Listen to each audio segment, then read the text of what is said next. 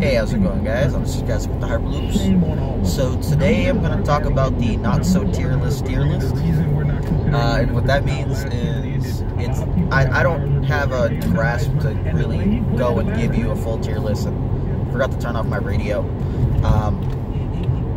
One second, switching to Bluetooth. So what we're going to talk about is what looks pretty good so far in the format, as opposed to saying this is the absolute best deck and this is, you know, everything else is poop or like secondary or just not close enough. So if I had to put a list at the top, it would be Sabine Ezra at this current time. So sure, everyone's thinking, oh, I beat that all the time, da, da, da, da. I think a lot of people are actually just playing it wrong. Like, every other deck we've played for a while hasn't been to the level of annoyance that Sabine Ezra is. So, like, Sabine Ezra is kind of similar to how you would think about Vader.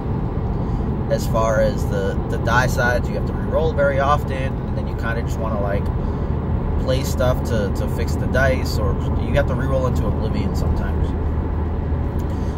The difference, though, is that she is actually much closer to playing like the old Han Ray decks, as far as you consistently threaten to eat your opponent's resources. So sometimes your opponent will spend their resources. In the situation of Han Ray, you would, when you were down to one resource, you didn't care, because you would then have your removal up or available, and if he used this 2 disrupt side, you screwed him pretty heavily. But it's different in the situation of Sabine, because Ezra's dice are pretty consistently going to mess with the opponent's resources. So in the situation where opponent has 2 resources and Ezra just, you know, rolls a disrupt or whatever, they really have to decide now, alright, if they go and cast a 2-cost upgrade, which is kind of the norm for a lot of the decks, then as long as that is showing a disrupt, pretty much they'll never be able to gain a resource to cast anything or like use a pay side. This is excluding Cannon, who has the stupid ability where he can just like, oh, Cannon, you know, do my resource, cast this card. So that right there already kind of hurts removal, or attempting to remove Sabine's dice via anything that doesn't cost 0. So deflects, flanks, best defenses becomes much harder because of that. You could allow him to just disrupt you and then use best defense after, but the new trouble comes with this. If you're not outputting damage, you won't kill her. She only has 11 health, but she's probably starting with 13 if she steals your battlefield, because she has insane odds of winning the die roll with her actual dice. So then we'll go back to the next step. So let's say you cast something, you're only using 0-drop removal, which is like Doubt if you're villain, he doesn't like you if you're villain, Lothcat if you're hero, and then like Sound the Alarm. That's all you really have. Like, technically you could cast stuff like Confidence, but that's not a great card. So that puts you in a situation there. Next, if Ezra just has like a special, you're going to have problems there, because the special is going to ramp them while screwing with you, and then, like, that's an overall problem. So now we'll get to the next stage. Let's say you let them eat one. When Sabine activates, she tends to do it off of an action cheat. So if she hits damage, she's most likely resolving it. Like, there's no real ifs and or buts about that, assuming that she has available pay sides for any of the upgrade pay sides. So, like, whatever chance you thought you were going to have there of being able to eat them doesn't exist. So if she, you know, X8s or holdouts or DLs, you're looking at like a big pain in the ass. The only time you're okay there is if she pulls back a thermal. But I don't know if you're ever okay with there being a thermal there. And I don't mean like the thermal pops and does 6, which is pretty annoying. The discard sides screw with you quite a bit. Because in a race, you're both trying to fix damage and reroll, or use mitigation and different stuff. So like, If a thermal pops up with a one or it's the one discard you don't care about too much, but let's say even the thermal pops up with like the one resource, that's a pretty heavy ramp up from the fact that they got thermal down for 2. So she's already sitting with a 3 that can switch out into a second chance or a DL44. And then she ramped up, so then in the next round she can technically like overwrite the thermal, then cast something like Never Tell Me the Odds, and then show lethal on a guy, which is a big pain in the butt. So like versus Sabine, it kind of feels like the 2 character decks are in a better situation, because the thermal will completely ruin like every single 3 character deck, or at least all the good 3 character decks, because they're looking at around 8 health, probably averaged per character. A lot of the 4 wides have 7. The 3 character ones will have like maybe a guy at like 10 or 11, and then a couple guys at like 7 or 8, and then like 5 die villain is 7, 8, 9. So pending shields, yada yada. So she tends to have the strongest chance overall versus everything. And then outside of that, you have access to running interference, so that you can do things like activate her, and either they can't activate to slow them down, or do it so that like you resolve and then they can't resolve, so then you can go into your next action and cast something like Lost Cat, and you know, you lose one of your leftover junk dice and you've eaten one of the important ones. And then running interference also gives you the option of doing the rollout thing and then going activate it, Never Tell Me the Odds. The opponent can't do anything. Like no sound the alarms, no removal, no nothing. They just have to wait for death. So that's a huge thing. So like I would play Sabine first, primarily because of those, but the main reason is the second chances. So assuming that you're running a proper list, you obviously have 2 second chances. Oh, whatever, it's only 2, they have to draw them. Scavenge exists, as well as if they're on graveyard. So if they burst one of your guys down, and like you're about even in the race because they got to go first because of the whole action cheating thing, so they kill your guy, so those dice are gone, and then you go to like attempt to kill her, but now second chance happens, so you can't overkill. You need to hit and then get another 5 in while you're being mitigated.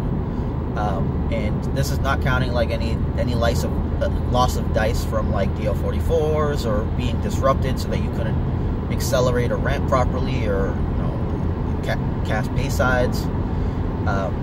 So like that's hard. Then you've got, if they're on graveyard, like that's a huge problem, because now you have to kill the second chance and kill her after. So if that gets stopped, you kill second chance, but then they get to put it back on top and then go into the next round, bash you in the head, and then play it again. So there are like a few characters that can screw with her immensely. One of them is Kylo 2, because they're playing a mono yellow deck. So you're pretty good odds to get in big tons of damage, and as long as you can preemptively stop yourself from dying, which is like pretty much Force Illusion, things like that. They don't have real heal there for Kylo 2, but like Ancient Lightsaber helps also. So like you can essentially protect him enough to squeeze kills and put a massive amount of pressure on Sabine, which is what you have to do in order to make them keep casting second chances over their weapons, so that they can't get 3, 4, 5 dice out, and then pretty easily just start, you know, bombarding you with second chances that they kill your guy. So for me, I'd put Sabine at the top.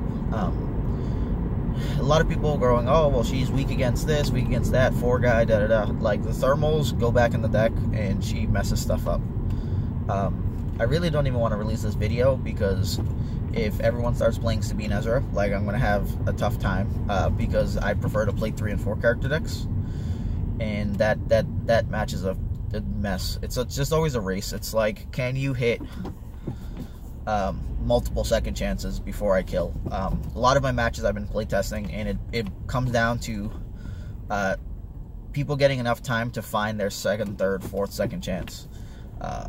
If I get the kill round 2, she's usually dead, but if they found a second chance round 2, then it goes to round 3. There's a very good odds for one there, and then depending on what we're playing on, like shit goes downhill, because does she have money? Can she never tell me the odds me now? Can she just scavenge it back? It gets real bad real fast.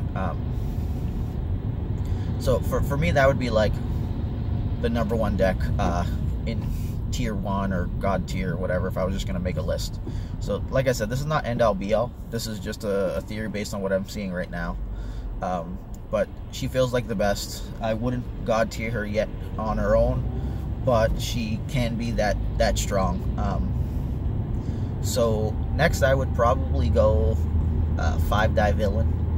5-die villain is very strong in the meta right now. Whether it be, I prefer it as Elite Bala, Elite Sienna, Night Sister, primarily because Intimidate in the current format messes with pretty much a couple other top tier decks. One is that if they pick your battlefield and you have 1 key guy, you're probably putting 2 shields on, so Intimidate will be a 0 cost 2 damage from the front. The other reason is that the mono blue hero is also a top tier deck. Cautions are annoying, and since they get 3 shields with that, Intimidate turns into a 0 cost 3 damage, and that's very good. But the other reason is Night Sister helps mess with base into modifiers, which a lot of the decks are running right now. And you get access to things like Force Illusion and Deflect, which are also good versus a good chunk of the meta. Plus also you start with 5 dice, and with the 5th die you either A, get more damage, or you get to ramp a bit more resource wise. So if you get to ramp, you get more weapons, you get more dice. So like you're really starting probably with 6 dice, because you're going to play an upgrade, and then if you found additional resources, you may have the 7th, and that is a lot of dice. It's kind of reminiscent of the way FN worked, where you just throw down tons of upgrades and crush your opponent under like a war of attrition, because you're just getting too much extra damage and additional dice rolls. The next deck I would talk about is Blue Hero. So there's 2 variations, or technically 3. So the main ones running around are Qui-Gon Cannon, both elite form, and Qui-Gon can turtle with the best of them. He just has some issues dealing with massive amounts of damage too fast, because some of the decks can output 6 plus damage in the first round, and if that happens, like he's going to close to half health, or he's just deciding to get shields and turtle. So if he turtles, you probably kill him round 3, but he hasn't been able to do too much damage to you. If he's doing damage to you, like, it's going to be a close race of whether he dies or not, because Qui-Gon really wants a bunch of time to find like Luke's protections and get like Shoto's enabled, like Yo Caution and everything like that. But depending what you're playing against, if they have like removal via like Intimidate, or if they just have crazy amounts of burst, it could be an issue. But that deck's very good because it, 1, Cannon helps speed up rounds and activations, and 2, you have a bunch of defense in the form of Force Illusions, Cautions, and then removal like Guard. You get like random crazy board wipe die removal from Force Misdirection when things go great. Like pretty much if you have a resource and you have a focus on Cannon and his other die is out, if an opponent shows a bunch of dice with the same symbol, they're screwed, because you Force Misdirect, blow out like 4 or 5 dice, and that's the end of that round for them. So you get to like go free and just do whatever you want. The other Blue Hero version is a 3-character lineup, and it's Elite Cannon, Padawan, and then the third one is either normally a Ray or another Padawan. Having a Ray there gives you a couple action cheats from Vibro Knife, as well as a faster action economy, so that you can be more inclined to claim. It also says a Braze Lightsaber to give the additional shield, but like that's and 3 additional health. Some people run it with 2 Padawans instead, but you have 3 less health, even though you could essentially have saved 1 additional resource. But the action economy might be worth more than the resource, so it's always interesting to see. But there's like the different variations of that running around. But yeah, overall, the mono blue situation is very good. Cannon really ties all the stuff together. That's why you could run it with either Qui-Gon or the other set. Qui-Gon's more of a turtle poke deck, and the Padawan Rey one is more of a like weapons based and redeploys, because you can just start getting additional dice. You'll be at 5, potentially 6, depending if you can generate additional resources, because Padawan's going to either get a 3-drop or a 2-drop, and leave you left over, so there's a potential for getting to the 6th die, but like damage is questionable at times. So like the Rey version has a tougher time damage wise, because she only has the 2 sides, and one of them's a modified side, and the Padawan version has the additional base 1 damage. The modified turns into a 2, and then you have like a focus. So like the Rey one could technically ramp a bit better, because she has the double resource sides, even the one's modified, because if it pairs with another one, you can take those and just stick another big weapon. So it's kind of all over the place in those situations. They do play pretty differently, but they're the mainstream part's the same. It's try to stick down some weapons. In Qui-Gon's case, they're going to be a bit more defensive, and then like caution and force illusion to stay alive and get a kill at some point. Another deck is essentially 4 wide, and there's multiple variations here. There is essentially the redeploy version, and then there is the vehicle version. I haven't had much experience playing with or against the vehicle version. It seems more, what was it? It seems more based on the vehicle version seems more based on getting like single sets of big dice out, and like trying to accelerate a bit with like quad jumpers, because quad jumper is very good at some acceleration. Like if you hit like the 2 focus side, you can focus and then focus the other damage, then crack it into like a slave 1 by paying 1 more, or just get the resource, which will pay to help you crack the slave 1. They have the aftermaths, do the whole endless ranks thing. Sienna pretty much needs to be killed first, because if not, then you can start using slave 1 multiple times in a round, or any of your other vehicles. I can't even think of the other vehicles that they have. Like there's the versions that run friends in high places and run like ATST, but I think it's like ATDPs, slave 1. They might have that droid commando thing. I forget the exact name. It's from the 2-player starter, that 4-cost one. Access to the one that pops all the shields on the opponent's guys. It's the First Order TIE Fighter or something like that. So there's different options available there. That one seems a bit more money hungry though, so I don't know how it compensates very well versus like Disruption, especially from like Sabine Ezra. But like they can put out big damage, and Sabine Ezra doesn't have the greatest of removal. And then you have the redeploy version, which spends most of its money throwing like redeploys on Bala, trying to sneak out a kill. So they focus on Bala, and you used whatever redeploys already, or dice already, so then they shift to a new guy, use it on that guy, and you kind of repeat the process a bit.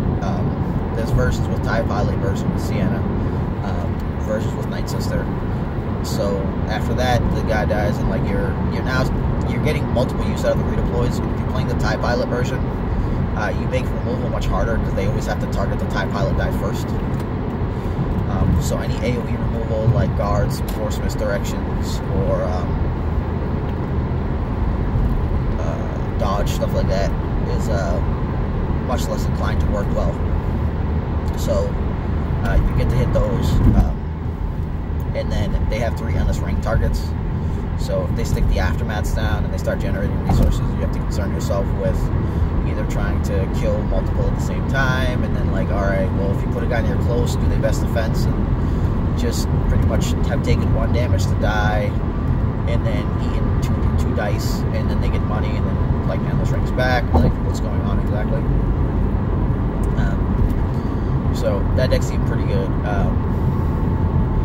I've seen some Jango Phasma, which is always interesting. It seems a bit better versus the low health character decks from the standpoint that if once he gets to the first round, if he can get to the first round in a pretty good position via like doubts, sound the alarms, and he doesn't like use, then once he gets the second weapon on Django, it can output big chunks of damage. Django himself is really weak recently because he's good with bait and switch, but his die sides are pretty much 1 damage, 2 damage, resource, and then modified resource. So like he's lacking in his 2 dice for damage.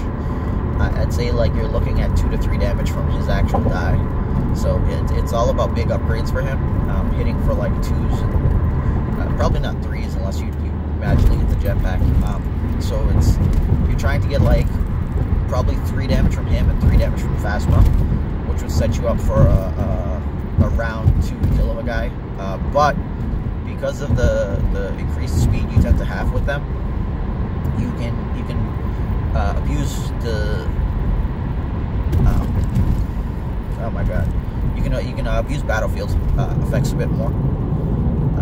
We also don't know if Django might be better than, well, actually Django can't be better than Sabine like that, because when Sabine action cheats, Django gets to activate, but it's still Sabine's action before Django's.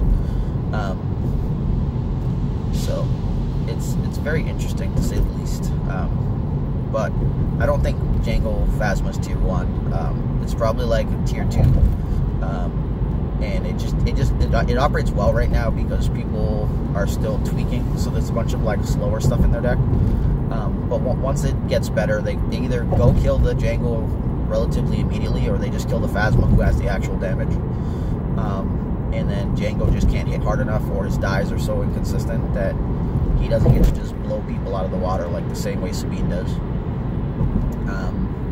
Just not to talk about decks I've seen.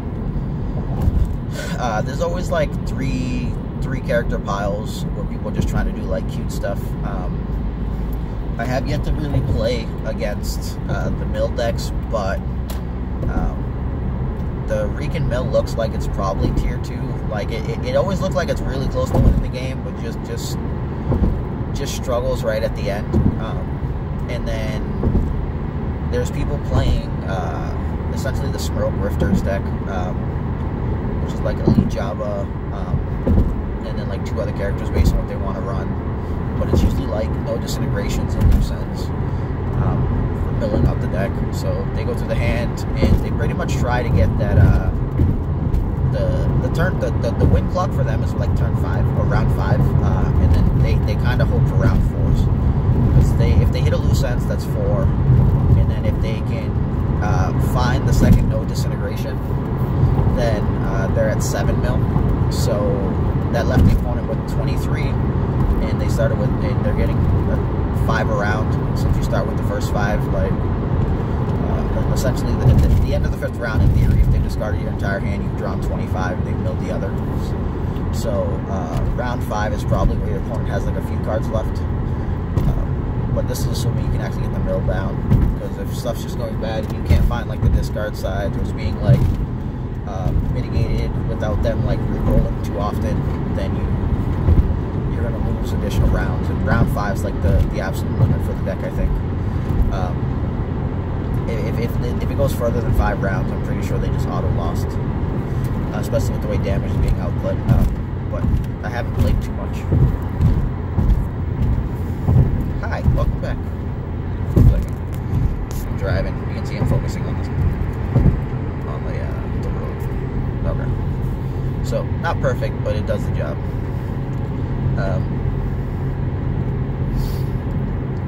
Trying to think what else is there. I haven't seen Cat at all recently. I don't really see people playing Mace, which is weird because the everything else got slowed down, but I still don't really hear much about Mace. So maybe he's around, maybe he's not. I've only played against Mace a couple times, and he seemed pretty lackluster at best.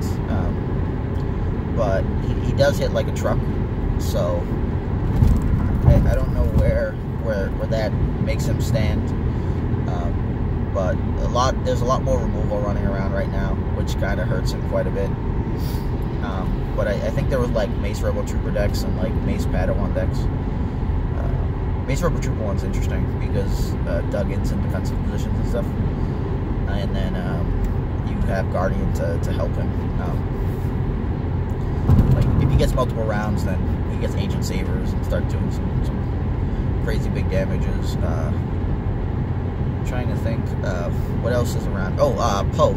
So Poe still exists. If you think the man is dead, you're sorely mistaken. He now exists in the form the same way that like Sabine does. He's with Ezra. So they kind of try to screw with your resources before activating Poe, so that you can't mitigate his dice very well. Then they still have the thermals to throw at you, and they have access to Y-Wing. So like Y-Wing just kind of seems really weird when you're capable of generating resources. But the problem is trying to generate resources through Ezra's is insanely hard. So what Y-Wing ends up doing there is Y-Wing's usually like a planetary for 4. And then they're also running planetary. And if Poe had 3 resources when he Y-Wing specials, then he gets to put it in play and then try to go for it again. You combine this with like C-3POs, hit and runs, partnerships, and you have pretty much a combination plate of very annoying big chunks of damage. Because if they even like, I guess if they truce, it's a little less, but like if they show a special and they're like, oh okay, whatever, and then they're like, truce, activate Y-Wing, like toss it at you, like that's problematic. And especially if Ezra got to steal anything, because if Ezra stole a resource, it's at 3. If Ezra got a resource, they're at 3. So like that's 55% to hit a special or a resource when you roll out Ezra. So like those can be big chunks of damage. And then if they're on Throne Room or like New Orders into Throne Room, that can hurt, because all 4 dice can special now. So if you ever get a resource, they can just claim and steal it at the end. But the really scary one ends up being like when Y-Wing is down with the planetary, because then they're rolling it out and they can just claim into it and then do that plus the planetary to hit you for 6. So like that's pretty brutal at times. And there's really not much that you have available to do in those situations. So, like, activate C-3PO, he's sitting out there, and you're like, oh, well, I'll leave the die, whatever, and then they hit and run Poe, and then they activate Poe, and you're like, oh. But yeah, Poe's still alive, and if 3 and 4 character decks are getting much more play, that deck is very, very good versus them, because the thermals are just hitting way too hard. They may or may not also run Scavenge. The only dilemma, though, is that Poe is much harder to keep alive than things like Sabine, because Sabine can just pull the thermal forever, but then, like, second chance off of it if he gets, like, mitigated, and then use it again the next round. Like, has a much better stay alive game than Poe Ezra. But when you have Duggins in defensive positions, you have many options available to you. One second. So that deck's very live. I don't know if I could call it tier 1 right now. It seems very good, but it just kind of seems like it has sluggish issues. I would at least call it 1.5. I think once it gets tweaked out, it could probably be def tier 1 and contend with stuff. What else? I haven't seen much of Vader at all, but he didn't actually take a hit from the nerfs, so he could be making a comeback. I guess the nerf you could say he did get hit, though, was sorry, Big Vader, was that he can't pair with Phasma anymore. So that was kind of rough for him. But people could still run him with like Sienna, who can ramp, and then you can still like leadership and stuff like that. And he has access to like the whole like Ancient Saber thing. Ancient Saber, Shoto, etc. So like depending on whether you go Holocron, not Holocron, you have different options. What else is there? Little Anakin Vader's, or Anakin's pretty dead, but people are trying to run him with Kylo 1 again, so emo kids. Anakin, I have to stop calling Anakin at some point because they printed an actual Anakin.